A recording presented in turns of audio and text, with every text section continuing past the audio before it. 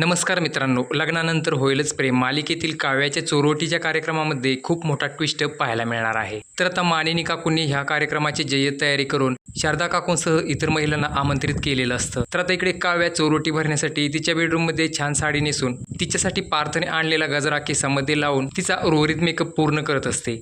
तर दुसरीकडे पार्थ, जीवा आणि नंदिनी हे सर्वजण त्यांच्या व्यवस्थित आवरून त्यांच्यासह सगळेच जण हॉलमध्ये काव्याची खाली येण्याची वाट पाहत बसलेले असतात. तेवढ्यात आता काव्याच्या चोरवटीच्या कार्यक्रमाची सगळी जय्यत तयारी झालेली बघून मानिनी काकू नंदिनीकडे पाहून म्हणतात की नंदिनी, तू जा बरं पटकन काव्याला लवकर खाली घेऊन ये, खूप उशीर होत आलाय. तर आता नंदिनी सुद्धा लगेच काव्याकडे जाऊन तिला खाली घेऊन येत असते.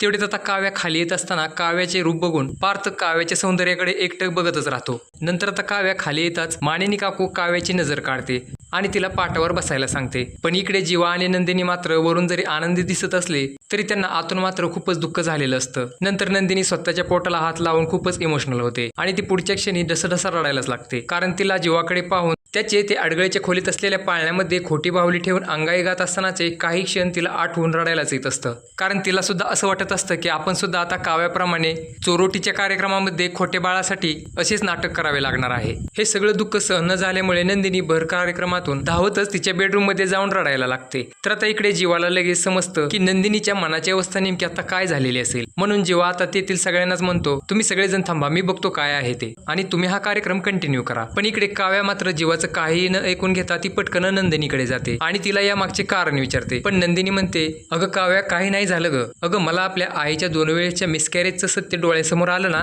म्हणूनच हे आठवून याचं मला जरा थोडंसं वाईट वाटलं, म्हणून मी इकडे धावत आले. पण आता काव्या काही केल्या नंदिनीच्या या बोलण्यावर विश्वास ठेवायला तयारच नसते. त्यामुळे आता काव्या नंदिनीला म्हणते की नाही ताई, तू माझ्यापासून खूप मोठं काहीतरी सत्य लपवतेस जे तुला खूपच त्रासदायक ठरत आहे. तर आता काव्या असे म्हणताच नंदिनी मात्र हुंदके देऊनच काव्याच्या गळ्यात पडून मोठमोठ्याने रडायलाच लागते. तर मित्रांनो, तुम्हाला काय वाटतंय की आता तरी नंदिनी तिचं हे सत्य काव्याला एकदाच सांगून तिचा आणि जीवाचा हा दुःखाचा डोंगर कमी होईल का? ते कमेंटमध्ये नक्की कळवा.